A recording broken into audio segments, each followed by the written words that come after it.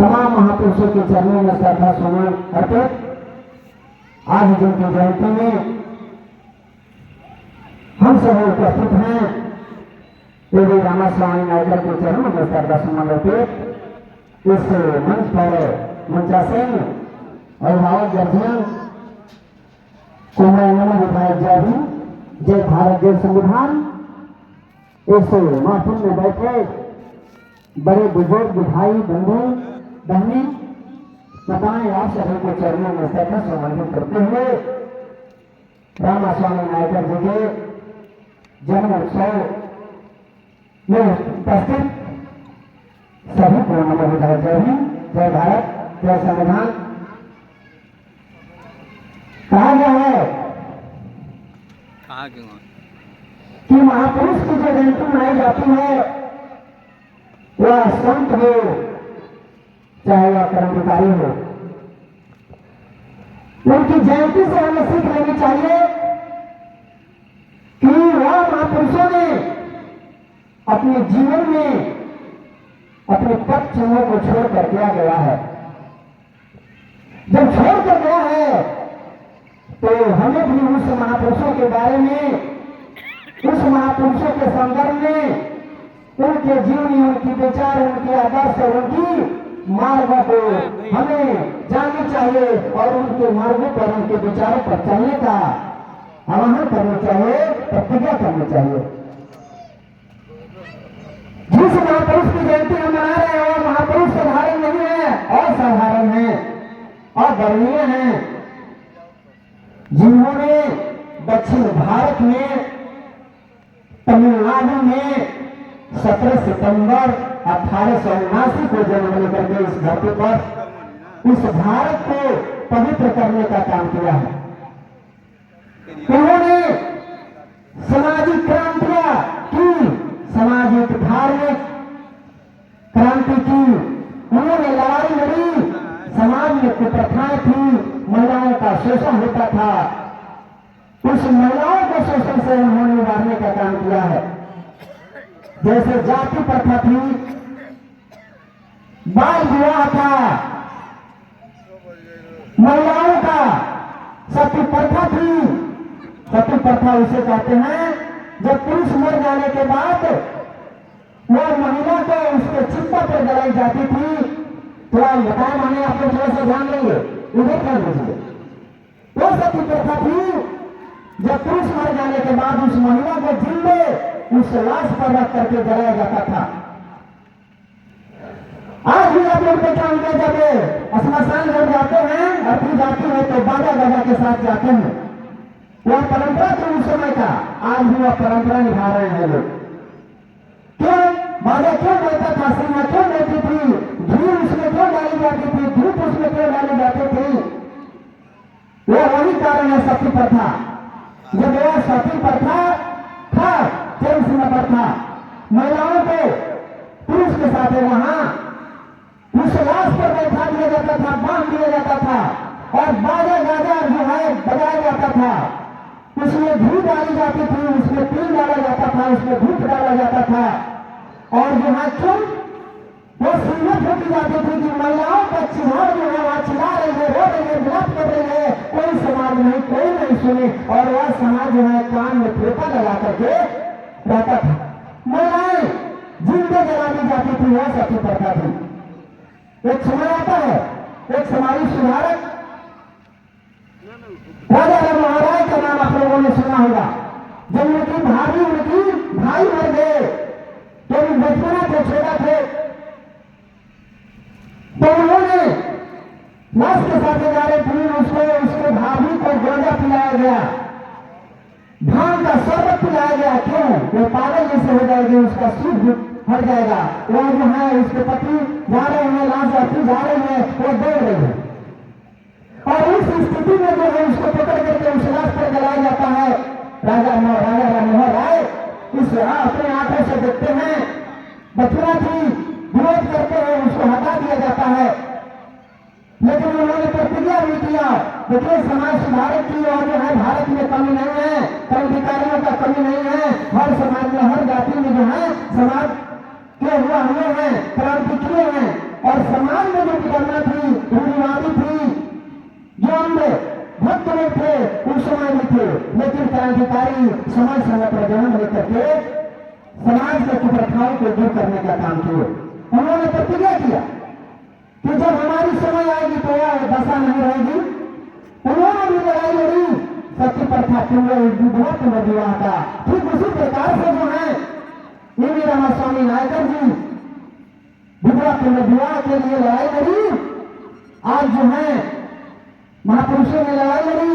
आज जो है बाबा साहब doctor B are Ambedkar ji संविधान बनाने का मौका मिला तो उन्होंने संविधान बना करके वो महिलाओं को सुरक्षित किए, पुरुषों को सुरक्षित किए, बच्चों को सुरक्षित किए, सारे हक और अधिकार को संग्रहित किए, लिखित रूप में प्रमाणित कर दिए कि यदि आप किसी महिलाओं को आप छेड़ते हैं, किसी महिलाओं को गाली देते हैं, किसी महिलाओं को विधवा है उसे शादी से रोकते हैं तो आप अनुचित कार्रवाई होगी, आप दंडित होंगे, आप जेल जाएंगे। आज जो है विधवा पुनर्विवाह का आगमन हुआ। आज महिलाएं स्वतंत्र है क्या? बाल विवाह से उन्होंने लड़ाई लड़ी। बाल विवाह छोटे छोटे साल 2 साल 3 साल 5 साल 11 साल तक होते होते महिलाओं की शादी हो जाती थी। हैजा पड़े जाता था तो पुरुष जो है मर जाते थे, महिलाओं का ऐसे रहना पड़ता था। पूरे जीवन जो है विधवा में गुजरना पड़ता था। उनकी बाल कटवा दी जाती थी, उनकी अच्छा भोजन नहीं दी जाती थी, उसे अच्छा कपड़ा नहीं पहने दिया जाता था और घर से नहीं बाहर निकाला जाता था। वह थी परंपरा। लेकिन बाबा साहब डॉक्टर बी आर अम्बेडकर संविधान बना करके सामाजिक क्रांतिकारियों ने उसे क्रांति के महर को फैलाए और बाबा साहब संविधान बना करके संविधान में निहित किए। क्या आज महिलाएं जिसके पति मर जाते हैं क्या वह कपड़ा नहीं पहनती है? क्या शुद्ध भोजन नहीं करती है? क्या महलों की कोठरी में बंद रहती है? ऐसा नहीं होता है। बाबा साहब का दिन है कि वह पति मर जाने के बाद भी वह स्वतंत्र है, विधवा पुनर्विवाह कर सकती है। पुरुष का जितना आजादी है उतना महिलाओं का भी आजादी है, लेकिन पर्दे में रह करके अपने मान और स्वाभिमान से रह करके वह शादी रचा सकती है, रह सकती है। इस तरह से उन्होंने लड़ाई लड़ी। जाति प्रथा, बाल विवाह, इस तरह से बहुत सारी बातें हुई। कहा गया है कि लाख बंदर हो पांव को जमाए रखिए, लाख बंदर हो पांव को जमाए रखिए, हाथ खाली ऊपर उठाए रखिए। कौन कहता है चलनी में पानी रुक नहीं सकता, बर्फ जमने तक हौसला बनाए रखिए। यानी यदि हम पारदर्शक का महत्व को समझ गए होते तो और दशा मुजफ्फरपुर का हुआ नहीं आता। हमारे समाज की बेटियों को जो है रात में कंधों पर उठा करके ले जा करके बाहर उसे मान सम्मान से खिलवाड़ किया जाता है, उसे 100 चाकू मारी जाती है और महिला को रोक करके मार दिया जाता है। हमारे संविधान के रखवाले ने किया है। हमारे संविधान की रखवाली करने वाले, संविधान को लेकर के घूमने वाले अभी इलेक्शन ड्यूटी है। संविधान को बात करने वाले, संविधान को बात करने वाले, रक्षा करने वाले व्यक्ति बिहार में ऐसा विकट गिरा दिया और उत्तर प्रदेश में भी ऐसा ही महिलाओं को, हमारे महिलाओं के साथ शोषण हुआ। तो हमारे लोग साधारण भोले वाले मत बनिए। समय पर, सही समय पर बाबा साहब ने जो प्रजातंत्र का महत्व दिया, वोट का महत्व दिया, उसको सही समय पर पहचान कीजिए। यदि वो पहचान नहीं है तो हम बिल्कुल नादान है, बिल्कुल नादान है। कहा गया है जिसके हाथों में फूल देकर आया था, जिसके हाथों में फूल देकर आया था उसी के हाथों का पत्थर आज हमारे तलाश में है। कहा गया है जिसके हाथों में फूल देकर आया था उसी के हाथों का पत्थर आज हमारे तलाश में है। वह कर लेंगे खून हमारे अरमानों का, हर वक्त हमारे तलाश में है। क्यों? जिसको अपने शीश मंदिर पर रखा, जिसको अपने संविधान को सुपुर्द किया, आज SC/ST एक्ट और SC/ST आरक्षण को देखिए।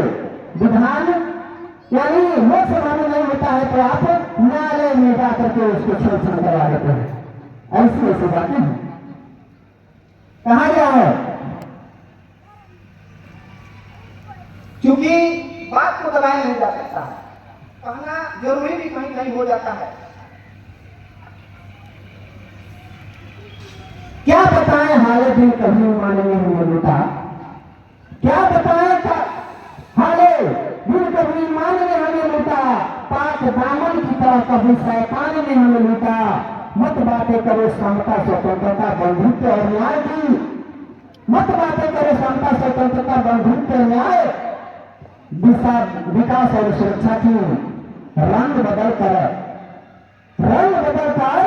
आने वालों ने हमें लूटा, रंग बदलकर आने वालों ने हमें लूटा। इस तरह का हुआ है। आज दिन प्रतिदिन आप लोग देख रहे हैं भारत में, देश में विभिन्न प्रकार की जीवन घटनाएं होती है।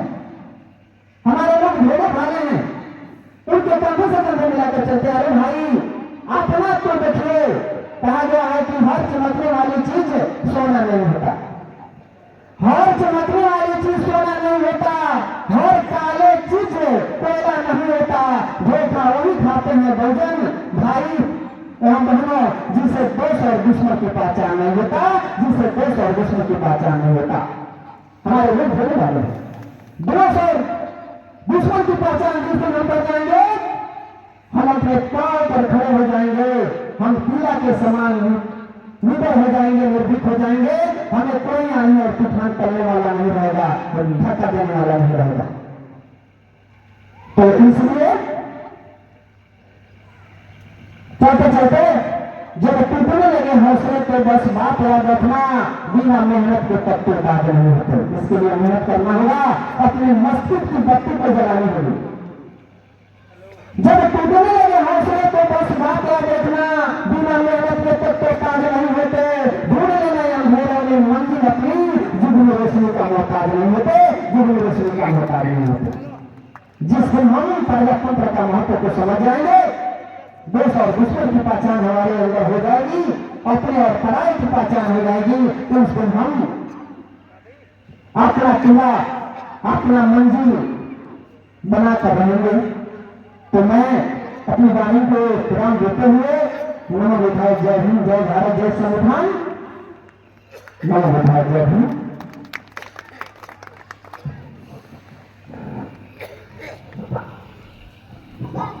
धन्यवाद। आप समय में बड़े भाई